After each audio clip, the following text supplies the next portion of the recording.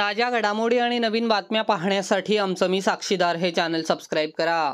मारहाण करून जीवे मारण्याची धमकी दिल्याप्रकरणी चौघांविरोधात पनवेल तालुका पोलीस ठाण्यात तक्रार दाखल करण्यात आली। लक्ष्मण घाडगे हे पनवेल येथे राहत असून ते KR जयराम यांच्याकडे साइड मॅनेजर म्हणून काम पाहतात। खानावळे येथे auto create services private limited यांच्या मालकीचे असलेले पत्र्याचे शेड काढण्याचे काम 14 ऑक्टोबर रोजी चालू होते। यावेळी वामन गायकर, दत्तात्रय गायकर, सरिता गायकर, रंजना गायकर हे तेथे आले व तेथील कामगारांना येथील काम बंद करा, या जागेबाबत कोर्ट केस चालू आहे असे बोलले असता कामगारांनी मॅनेजर लक्ष्मण घाडगे यांना बोलण्यास सांगितले। यावेळी घाडगे यांच्याशी बोलत असताना चौघांनी त्यांना हाताचापटीने मारहाण केली आणि जीवे मारण्याची धमकी दिली। यातील चौघांवर गुन्हा दाखल करण्याची मागणी घाडगे यांनी केली आहे।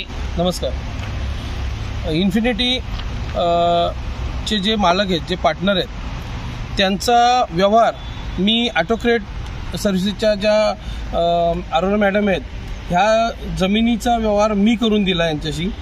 त्याच्यानंतर इथे जमिनीच्या मोजणीपासून सर्व सुरुवात झाली।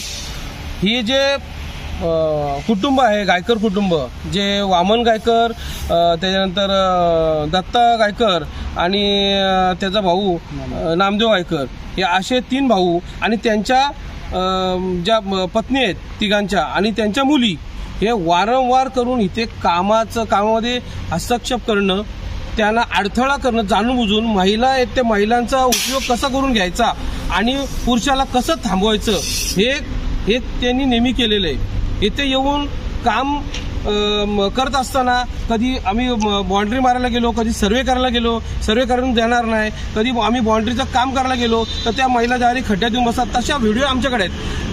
आता त्यांनी सांगितलं त्या दिवशी की निलेश बाबरे आम्ही गुन्हा दाखल करा किंवा आम्ही गुन्हा दाखल केले। माझ्यावर 15 केले, त्यांनी NC दाखल केले।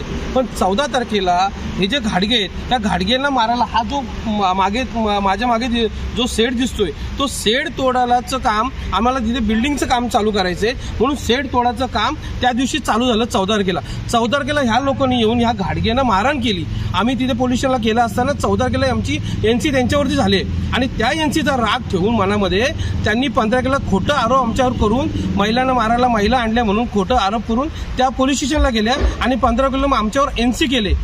माझ्यावर कुठलाही प्रकारचा गुन्हा दाखल नाही किंवा त्यांनी दाखवावं की मी त्या व्हिडिओमध्ये मी दिसतोय कुठे, त्या महिलांना बोलतोय की यांना पकडा मारा असे ते सांगत होते। अशा त्यांनी मला व्हिडिओ द्यायच्या आणि त्यांच्या जेवढ्या व्हिडिओ आहेत तेवढ्या तुमच्या माध्यमातून लोकांना दाखवा। माझ्याकडे व्हिडिओ प्रत्येक गोष्टीचे त्यांनी काम थांबवलं आहे। इथे तुम्हाला दिसत असेल संपूर्ण बाउंड्री आहे, ही जुनी कंपनी आहे। हा जुनी कंपनीच्या बाजूला कॅन्टीन होती कंपनीची, अरोरा साहेबांची, जे ऑटोक्रेट सर्व्हिस हे होतं त्याचं कॅन्टीन होती। ती कॅन्टीन त्यांनी लॉकडाऊनमध्ये त्या कॅन्टीनला बॅनर लावून आणि मनोज ढाबा बनवला आणि त्या कॅन्टीनचं रूपांतर ह्याच्यामध्ये केलं।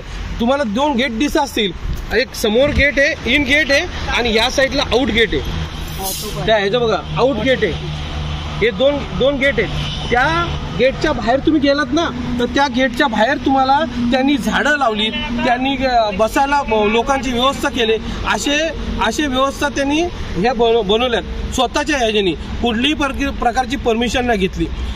जेव्हा मॅडम किंवा सर त्यांना विचारायला गेले, हे व्यक्ती विचारायला गेले की ह्यांना मारा जोडायला येणार, शिव्या गाळी करणार, सगळा कुटुंब येणार। त्यांचा विषय काय होता की जे आपलं फायनान्शियल जे प्रॉब्लेम आहेत ते सॉल्व्ह करण्यामध्ये व्यस्त होते। त्याच्यामुळे इथे बघायला गेलो तर त्यांच्याकडे परत भांडणं करा, त्यापेक्षा त्यांनी विषय सोडून दिलेला।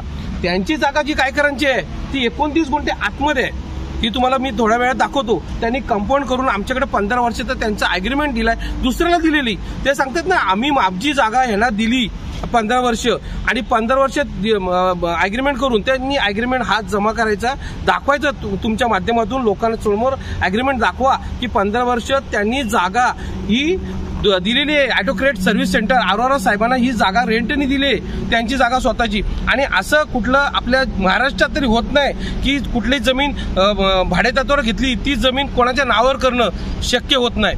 आपल्या इथे तरी महाराष्ट्रात मला वाटत नाही की शक्य होईल म्हणून।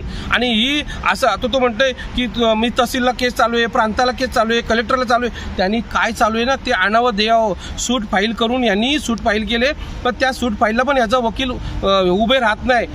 का तर ह्या हिअरिंगसाठी उभे राहत नाही, ह्याला गरजच नाहीये। ह्या फक्त हा टाइमपास करतोय, जेणेकरून स्वतःचा वेळ काढूपणा हा वेळ काढूपणा करतोय, बाकी काही नाही।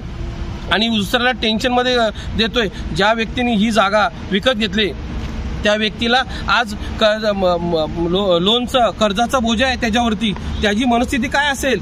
आज 2 वर्ष झाली, 2 वर्ष हे वेड्यासारखे भांडतायत. आम्ही 2 वर्षामध्ये 11 NC आणि 2 त्यांच्यावर FIR दाखल आहेत गायकरांवरती आमच्याकडून झालेल्या.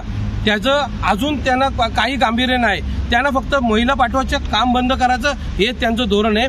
तुम्ही सत्यता पडताळा, सत्यता बघा. आम्ही जे ऑन पेपर आहेत आणि ह्या जागेला 8 मालक झाले, 7 मालक झाले. 7 मालकांची लिस्ट आमच्याकडे आहे. ही 7 मालकांची लिस्ट बघा पूर्णपणे. हे 7 मालक झालेले घेतलेले, तसे फेरफार पण आहेत.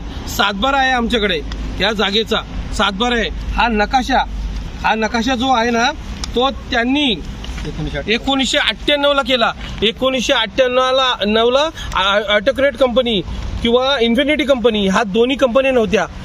त्यांच्याच कुटुंबातल्या गायकरांनी ही सगळं केलेलं आहे. आणि तो बोलतोय ना का माझा सर्वे नंबर चेंज झाला. त्याचा जुना नंबर पण 5 आहे आणि आत्ताचा नंबर पण 5 आहे. त्याच्यामध्ये कुठलीही हे झाली नाहीये. फक्त त्याला फुकटची जागा एटलाची आहे. ह्याच्या आधी पण तिथे ऑटोक्रेटच्या गाड्या पार्किंग लागत होत्या म्हणून तो कंपाऊंड फक्त झालेला नाहीये. बाकी काही लोक म्हणतात किंवा तो म्हणतो की इथं कंपाऊंड का केलं नाही. ही जी जागा वापरत होते त्याच्यामधून चोऱ्यामारा होऊ नये म्हणून हे कंपाऊंड तेव्हापासून आहे. आणि त्याच्यानंतर तिकडे पार्किंगसाठी जागा मोकळी ठेवली होती म्हणून ती जागा मोकळी आहे. बाकी त्याचं कारण काही नाहीये. आणि त्याची जी जागा आहे त्यांनी 2021 साली स्वतःची हद्द कायम करून स्वतः जमिनीची त्यांनी DMK पेट्रो ट्रेडर्स म्हणून कंपनीला 15 वर्षांसाठी लीज डीड दिलेली आहे. त्याचे पण आपल्याकडे पुरावे आहेत.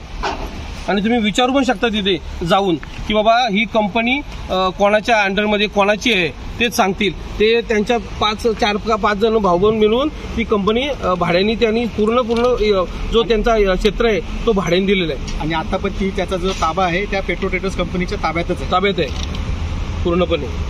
आमची एकच विनंती आहे शासनाला, पोलीस डिपार्टमेंटला की त्यांनी लक्ष घालून इथे जो योग्य आहे तो निर्णय घ्यावा. ही जागा ज्या मालकीची आहे त्या मालकाला सपोर्ट करून ती जागा जेवढी आहे तेवढी त्याच्या ॲक्वायरेशन करून त्याला ती जागा कंपाऊंड करण्यासाठी किंवा काय करण्यासाठी पोलीस बंदोबस्त करून द्यावा. आणि दुसरी गोष्ट, माझ्या कुटुंबाला आणि मला ह्या गायकर कुटुंबापासून भीती आहे. मला कुठेही मारतील. मी एकटा फिरतो, मी एकटा फिरणारा माणूस आहे. हा पण एकटा फिरणारा माणूस आहे. आमचं जर कधी काय झालं, कमी जास्त झालं तर त्याचा पूर्णपणे माझ्या कुटुंबाला मी सांगितले की गायकर फॅमिली जे 3 भाऊ आहेत, नामदेव, दत्तात्रय गायकर, नामदेव गायकर आणि त्यांच्या महिला आणि मनोज गायकर आणि वामन गायकर, ह्या 4 पुरुष आहेत. यांच्यापासून आणि त्यांच्या महिलांपासून मला खूप भीती आहे. जर माझं उद्या बरं वाईट झालं तर त्याचा सर्वस्व जबाबदार ही गायकर कुटुंब असेल. ही शासनाने माझी विनंती स्वीकार करावी आणि त्यांना आम्हाला योग्य तो न्याय द्यावा हीच विनंती. नमस्कार.